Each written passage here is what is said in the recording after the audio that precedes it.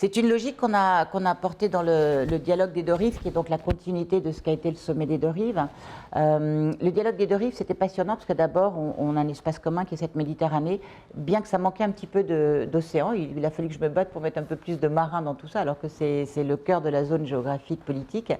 On a été, en fait, c'est extraordinaire. On s'est rendu compte des enjeux communs, la jeunesse. Quel avenir on offre à cette jeunesse, les problématiques d'adaptation au changement climatique, adaptation, donc comment on ne subit pas, et atténuation, donc comment on évite de l'accélérer.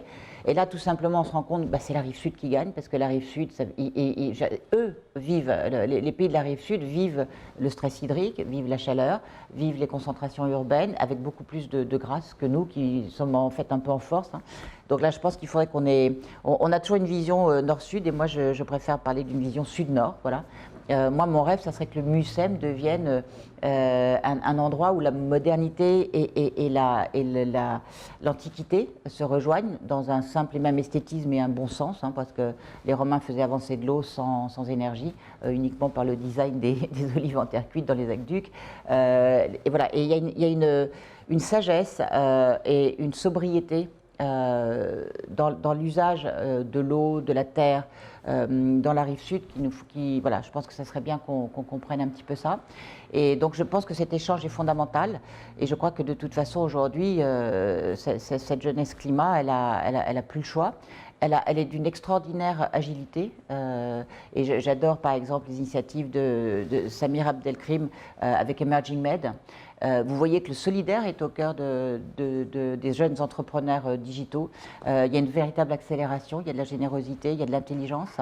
Et c'est marrant parce que la Méditerranée, qui a vraiment été le berceau de nos civilisations, je pense qu'aujourd'hui, on peut vraiment faire un creuset de solutions. Voilà. Mais il faut partager, il faut être dans l'échange et le partage. Voilà. Et puis surtout prendre beaucoup plus de sagesse du Sud.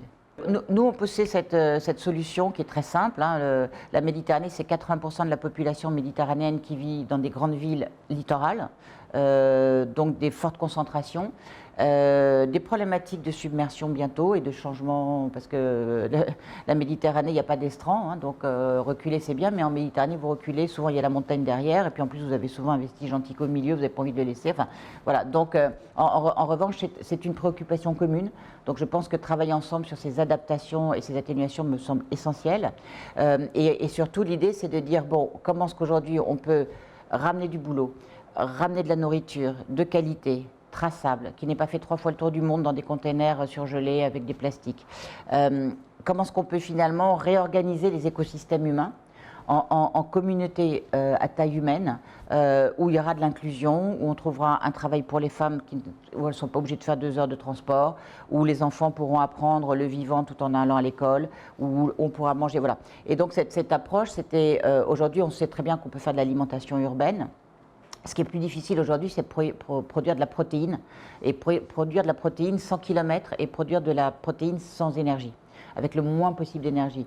Et c'est là où effectivement la ferme aquacole urbaine, en élevant plusieurs espèces à la fois, et en laissant, et dans un monde idéal, il faut que votre poisson il nage jusqu'à l'heure du déjeuner, parce que d'abord il sera frais quand vous allez le manger, et puis surtout il n'aura pas fait 3 mois dans des congélateurs. Voilà. Dès que vous sortez un poisson de la mer, il faut le mettre dans de la glace. Et la glace, c'est l'eau et l'énergie. C'est les 2 choses qui vont être les plus précieuses en Méditerranée. Donc il faut apprendre à construire un futur sans faire de la glace, quoi, voilà.